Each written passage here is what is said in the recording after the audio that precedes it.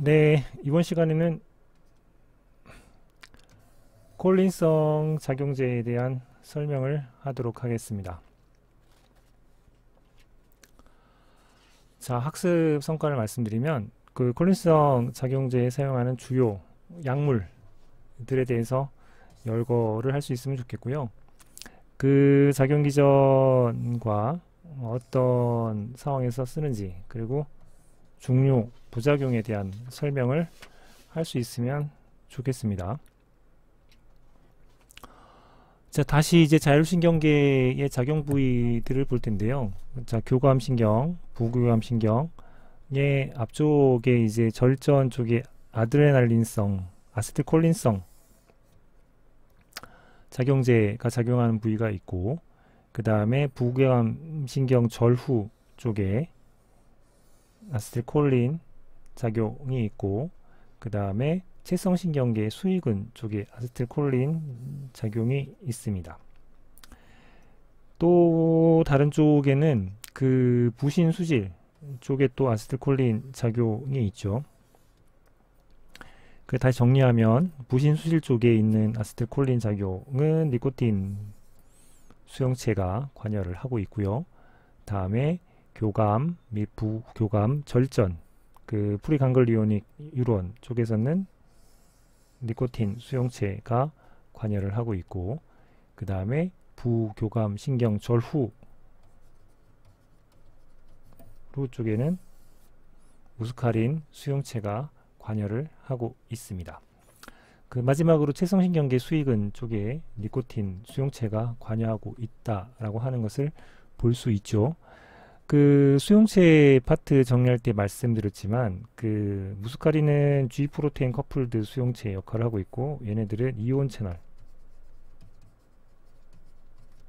커플드 수용체의 역할을 하고 있다라고 하는 것들을 알고 계시면 좋을 것 같습니다. 자, 유론, 콜린성 유론의 신경 전달을 보게 되면, 첫 번째로 아세틸코에이가 그 아세틸콜린으로 합성을 하는 단계를 거칩니다. 이렇게 합성된 녀석들은 그 소포 내 베시클 내에 그 업데이트 돼서 저장을 하고 있게 되죠. 이렇게 저장하고 있던 녀석들은 그 신경의 신경 전달, 탈분극 신호가 이제 그 도착을 하게 되면 이쪽에 그 채널이 열리면서 칼슘이 그 들어오게 되고, 칼슘이 들어오게 되면 이 소포가 수축이 돼서 밖으로 그 분비 아세틸콜린을 유리하게 됩니다. 이렇게 유리된 아세틸콜린들은 수용체하고 결합을 해서 작용들을 하게 되죠. 그 수용체가 니코틴성 수용체하고 무스카린성 수용체를 작용을 하게 되는데, 그 두 군데 있습니다. 그 시냅스 후 쪽으로 작용하는 수용체에 작용해서 워킹하기도 하고, 그 다음에 그 프리시냅틱 리셉터에 작용해서 워킹을 하고 또 하게 됩니다. 이런 방식으로 신호를 전달을 하는 방식을 주게 되고요. 이 프리시냅틱 리셉터에 적용을 하게 되면 뭐 이 부분들을 조절하는 역할들을 하게 되겠죠. 그리고 이렇게 시냅스로 분비된 아세틸콜린은 분해를 하게 되는데요. 어떤 게 분해를 하게 되냐면 아세틸콜린 에스터레이즈라고 하는 효소에 의해서 그 분해를 하게 됩니다. 아세테이트로요. 또는 이 콜린은 다시 리사이클해서 그 채널을 통해서 재활용하는 시스템을 겪기도 합니다. 이런 과정으로 콜린성 유론이 신경 전달하는데, 이런 것들을 작용시키는 방법에는 두 가지 방법들이 있습니다. 하나는 그 직접적으로 이러한 수용체에 작용하는 직접작용, 이런 녀석들은 아세틸콜린하고 비슷한 녀석의 형태로 되어 있을 거고요. 또는 그 아세틸콜린 자체의 분비량을 증가시키는, 즉 뭐 전구체를 투여한다거나 분비를 유리를 뭐 촉진시킨다거나 하는 간접작용으로 작용하는 방식들이 있을 수 있겠습니다.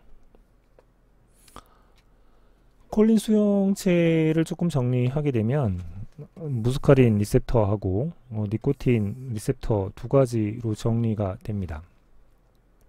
무스카린 수용체는 무스카린에 조금 더 반응을 잘한다고 해서 무스카린 수용체라고 부르고요.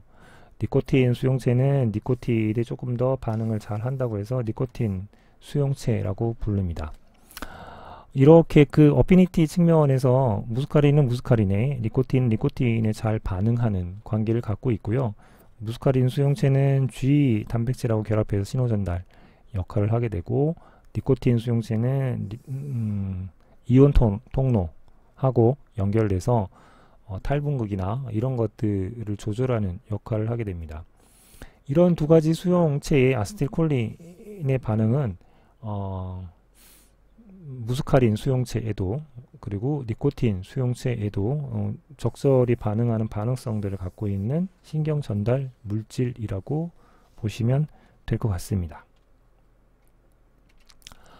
자, 직접 작용하는 콜린성 작용제를 보시죠. 우선 콜린에스테르 형태로 이제 만들어져서 작용을 하는 건데요. 우리 내부에 있는 신경 전달 물질인 아세틸콜린, 이 녀석들은 아세틸콜린 에스터레이즈라고 하는 효소에 의해서 이쪽이 이제 분해가 돼가지고 신속하게 불활성화 되는 상태로 되어 있기 때문에 치료적으로 중요성은 조금 낮습니다. 이제 아세틸콜린이 분비가 되면 심장박동 그리고 심박충량 이런 것들이 감소가 되고, 다음에 혈압 같은 것들이 감소되는 상태를 보이게 되죠. 이것들은 그 싸움하는 상황들하고 도주하는 상황들이라고 보시면 상관이 있다라고 보시면 될 것 같고요. 그런 아세틸콜린의 아세틸콜린 에스터레이즈에 의해서 분해되는 것들을 조금 저항하도록 끄트머리를 약간 바꿔서 아세틸콜린 에스터레이드의 좀 저항성을 갖고 있는 물질들을 만든 게 있습니다. 그 녀석들이 베타네콜과 카르바콜이라고 하는 녀석들이죠. 아세틸콜린 에스터레이즈에 의해서 불활성화되지 않도록 만들었기 때문에 상대적으로 긴 작용성들을 갖고 있게 됩니다. 대신 베타네콜하고 카르바콜의 차이점이 뭐냐 하면 베타네콜 같은 경우에는 강력한 무스카린 수용체 작용을 선택적으로 하게 되고요. 카르바콜 같은 경우에는 무스카린하고 니코틴 모두 작용하는 비선택성의 특징들을 갖고 있게 됩니다. 따라서 무스카린 수용체를 작동을 시키게 되면 이 경우에는 부교감 신경을 작동시키기 때문에 휴식하고 소화에 반응하고 관계되는 것들이죠. 휴식할 때 이제 오줌을 누는 배뇨 이런 증상들이 벌어지게 돼서 출산 후 또는 수술 후에 요저류 같은 것들이 생겼을 때 이런 베타네콜 같은 것들을 쓸 수 있게 되고, 또는 전신적인 콜린성 흥분작용, 즉 싸움하고 도주하고 비슷한 작용들이 발생했을 때 베타네콜로 그것들을 억제시킬 수 있게 되겠습니다. 부교형 신경을 자극을 해서요.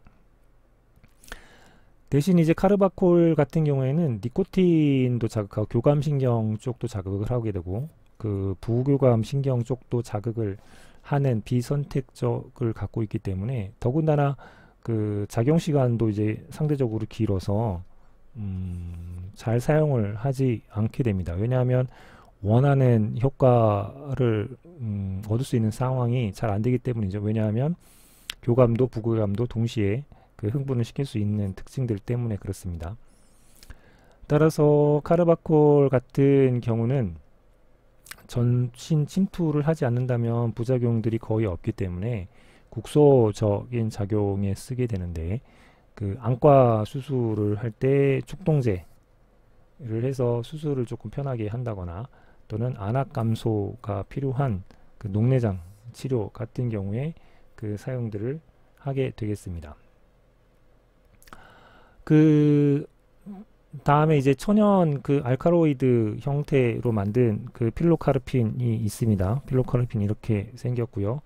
이 녀석들은 그 주로 이제 무스카린 수용체 작용을 하게 되고요. 전하를 띠지 않고 있기 때문에 치료 용량에서는 그 CNS 통과를 하게 됩니다. 그래서 이제 그 이 녀석들도 국소적으로 녹내장 치료에 안압 감소를 할 때 이제 주로 사용하는 선택 치료제가 되겠습니다. 주요 부작용이 그 시야가 흐린다거나 야맹증 그리고 통증 이런 부작용들이 있을 수 있습니다. 그 부작용 파트 쪽이 좀 잘 안 보여서 제가 보이는 화면을 이쪽으로 좀 옮겼는데요. 직접 작용성 콜린성 작용제 부작용이 대표적으로 설사가 나올 수 있고요. 또는 이제 분비 작용들이 벌어질 수가 있게 되고, 다음에 축동이 생길 수가 있고, 그 다음에 오심 같은 것들, 그 다음에 그 급한 배뇨 같은 것들이 생길 수 있게 됩니다. 이것들은 그 원치 않는 수용체에 그 작용을 해서 나타나는 형태들이라고 볼 수 있죠. 또는 부교감 신경을 그 흥분 작용들을 하게 됨으로써 발생하는 좀 더 이제 발생하는 악화된 형태로 보시면 될 것 같습니다. 보시면 알겠지만 그 휴식하고 소화 상황에서 생길 수 있는 부분이어서 휴식할 때 배변 같은 것들이 이제 원활해지거나 또는 뭐 조금 나른해지거나 하는 부분들이 있기 때문에 이제 그런 것하고 관계되어 있는 부작용들이 조금 더 심해졌을 때 생길 수 있는 거라고 보시면 될 것 같습니다. 그 다음에 이제 가역적인 항콜린 에스터라제라고 보시면 되는데요. 그 이 녀석은 간접작용성입니다. 그 좀 전까지는 수용체에 직접 작용하는 거였다면 지금 이것은 수용체에 작용할 수 있는 아세틸콜린이라고 하는 물질들을 조금 더 장시간 동안 높은 농도로 유지시켜주는 역할들을 하게 되죠. 아세틸콜린은 그 아세틸콜린 에스터레이즈에 의해서 아세틸콜린 에스터레이즈에 의해서 분해가 됩니다. 콜린하고 아세테이트라고 하는 물질로 분해돼서 이 녀석들의 작용 같은 것들을 일정 시간 이상 그 지속하지 못하도록 막아내는 역할들을 하게 되는데요. 이 아세틸콜린 에스터레이즈하고 가역적으로 작용을 해서 이 녀석들의 효소 활성들을 차단하는 역할을 통해서 아세틸콜린 농도를 오랫동안 유지시켜주는 일들을 하게 됩니다. 차근차근 보시면 에드로포늄 같은 경우에는 그 단시간 작용성을 갖고 있고요. 10에서 20분 정도요. 이 녀석들은 중증 근무력증 환자에서 그 신속한 근수축을 증가시키는 형태들을 갖고 있어서 경쟁적 신경근 차단제 같은 것들의 해독제로 사용을 하게 됩니다. 이유는 뭐 빠른 시간 작용하고 끝나기 때문에 그렇죠. 그 다음에 피조스티그민 같은 경우에는 광범위한 작용들을 하게 되고 작용 시간도 뭐 상대적으로 30분에서 2시간 정도로 크게 됩니다. 이 경우에는 항콜린 작용제를 과량 투여해서 콜린 작용들이 억제됐을 때 그것들을 다시 역전시키기 위해서 사용을 하게 됩니다. 그래서 이러한 그 니코틴 흥분 작용을 갖고 있기 때문에 골격근이 수축한다거나 아니면 골격근이 마비 같은 그 부작용들이 일어날 수가 있게 되고요. 다음 무스카린 흥분 작용 때문에 평혈근, 그 위장관 평혈근이 수축 또는 축동 또는 저혈압, 느린 맥 같은 형태의 부작용들이 생기게 되죠. 옆에 이제 그림에 나타났듯이 평혈근, 위장관 평혈근의 수축이라든가 아니면 축동이라든가 아니면 저혈압 또는 느린 맥 같은 것들이 나타나서 생길 수가 있게 됩니다. 이 녀석들은 광범위하게 작용을 하는 특징들을 갖고 있게 됩니다. 그 다음에 네오스티기민 같은 경우에는 골격근에 대한 효과가 피조스티기민보다 조금 더 큰 형태를 갖고 있고요. 작용 시간도 30분에서 2시간 정도를 갖고 있어서 이 친구는 중증 근무력증 치료에 주로 사용을 하게 됩니다.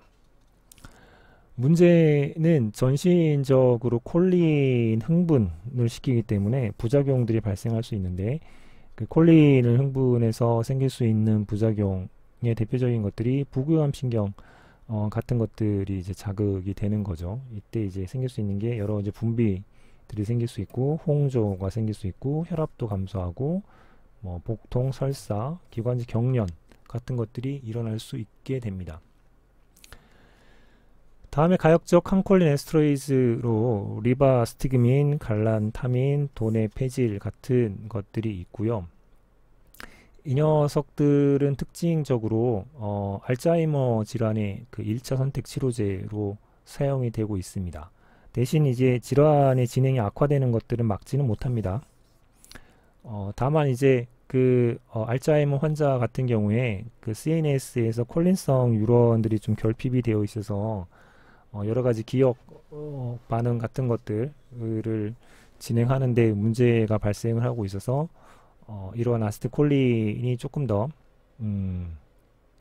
고농도로 유지될 수 있도록 해주면 알츠하이머 질환의 좀 완화에 도움이 되기 때문에 이런 물질들을 사용을 하고 있습니다.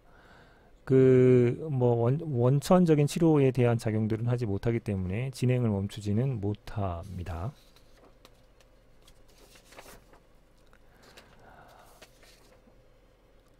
자, 다음엔 이제 비가역적 그 항콜린 에스터레이즈에 대해서 설명을 드리도록 하겠습니다.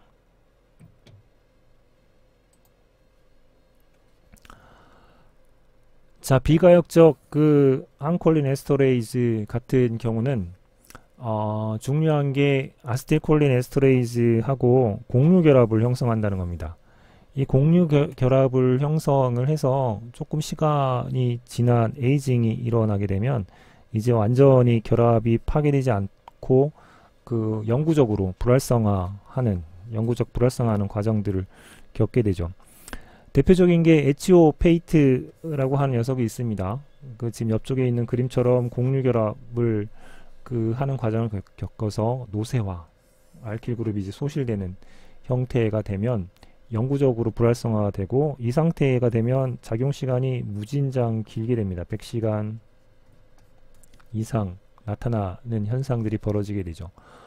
이렇게 되면 콜린 흥분 작용이 굉장히 지속적으로 강화되기 때문에 이 경우에 이제 많은 중독 사고를 초래하게 되고 자살이나 살인 목적으로 이제 자주 사용하는 형태가 됩니다. 대신 이런 에이징이 진행되기 전에 투팜이라고 하는 그 폴람리독심이라고 하는 것을 그 처리를 하게 되면 이러한 그 공유결합이 노쇠하기 전에는 이 투팜이 그것들을 끊어내서 다시 아세틸콜린 에스터레이즈 활성을 하도록 만들어주는 작동을 할 수 있게 됩니다. 대신 이 투팜이라고 하는 그 물질은 그 CNS에 침투를 할 수가 없어서 유기인재의 CNS 효과를 치료하는 데는 유용하지는 않습니다. 대신 이제 가역성이 있는 아세틸콜린 억제제의 독성을 극복할 수 있는 해독 작용들을 할 수 있게 되죠.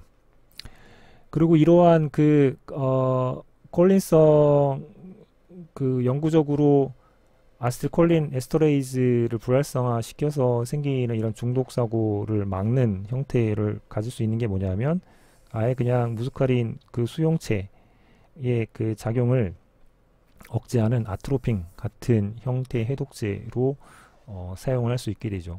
이런 경우는 기관지 분비 또는 침분비, 기관지 수축, 느림맥 이런 것들이 무스카린 작용제의 부작용인데요. 이것들을 이제 차단할 수 있게 투여할 수 있게 되겠습니다.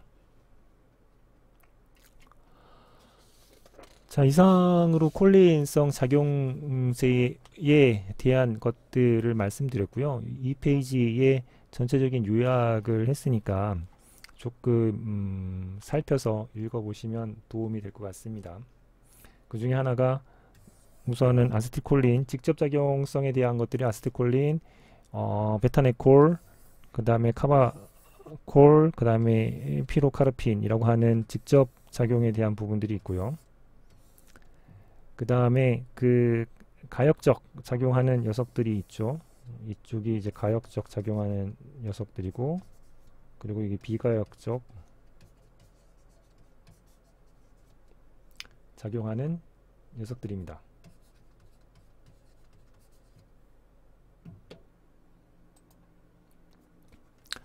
네, 뒤에 그 초록색 막들이 좀 열려 있어서 잘 안 보였던 걸 해결을 좀 해봤습니다. 자, 그러면 각각의 특징들에 대한 요약들을 다시 한 번만 말씀을 드리도록 하겠습니다. 자, 그러면 아세틸콜린 같은 경우에는 그 안과 수술에서 축동을 일으키기 위해 사용을 주로 하게 되고요. 다음 베타네콜 같은 경우에는 저류 치료 에서 무스카린 수용체와 주로 결합을 하는 형태고요. 다음에 그 카바콜 같은 경우에는 눈 수술 동안 축동을 일으키는 형태의 역할을 하게 되고, 그 다음에 개방갑 또는 좁은 압박감 녹내장 치료에 사용을 하게 됩니다. 그 다음에 그 피로카르핀 같은 경우에도 녹내장 치료에 사용을 하게 되는 녀석이고요. 그리고 주로 무스카린 수용체하고 결합을 하게 되는 녀석이죠. 그 다음에 가역적인 거로 그 에드러포니움 같은 경우가 그 중근무력적 진단이라든가 경쟁적 신경근 차단제 해독 또는 이런 것들에 사용을 하게 되고, 사용기간이 조금 짧은 편에 속하고, 그리고 다른 것들이 이런 부분들을 해소하기 위해서 중간 작용성 시간을 갖고 있는 녀석들을 만들었습니다. 그리고 피조티그민 같은 경우는 그 장관이나 방관 운동을 증가를 시키죠. 그래서 또는 아트로핀의 CNS 효과를 역전시키는 데 사용을 하게 됩니다. 그 이유는 그 차지를 띄고 있지 않아서 CNS를 통과할 수 있기 때문이라는 특징을 갖고 있습니다. 그 다음에 다른 것들은 뭐 마찬가지로 살펴서 정리하는데 읽어보시면 될 것 같고요. 그 다음에 그 에초치오페이트 같은 경우는 그 공유결합을 통해서 비가역적으로 아세틸콜린 에스터레이즈를 억제시키기 때문에 상당히 오랜 동안 작용 시간을 갖고 있다라고 하는 특징들을 가지고 있습니다.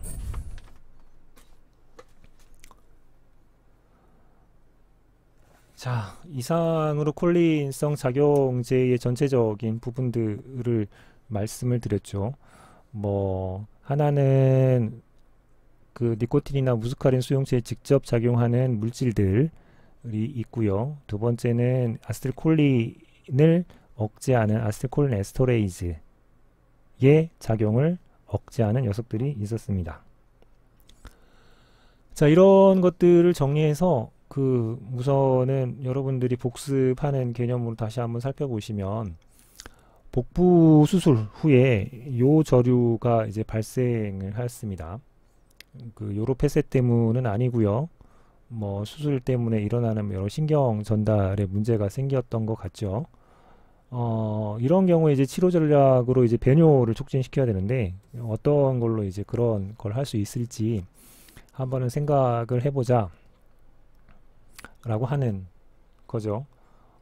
이렇게 되면 무스카린 수용체를 활성을 시켜서 부교감 신경 흥분을 시켜야겠죠. 왜냐하면 휴식과 소화작용에서 일어날 수 있는 게 배뇨를 촉진시키는 작용이 일어나기 때문에 그렇죠.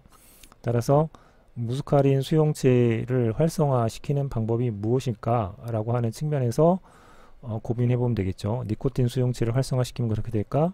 아세틸콜린 유리를 억제시키면 그렇게 될까? 아니면 콜린 에스터라즈의 효소를 억제시켜서 아세틸콜린 작용을 강화시키면 그렇게 될까? 아니면 무스카린 수용체를 차단시키면 그런 작용이 얻을 수 있을까? 라고 하는 측면들을 보시면서 생각해 보시면 될 것 같습니다. 그 무스카린 수용체를 활성화시키게 되면 그 배뇨뿐만 아니라 그 부교감 신경이 활성화돼서 일어나는 여러 가지 일들이 있기 때문에 그런 이제 부작용 같은 것들도 동시에 생길 수 있다라고 하는 것들은 감안하셔서 정리하시면 될 것 같습니다. 이상으로 이번 장도 마치겠습니다. 고생하셨습니다.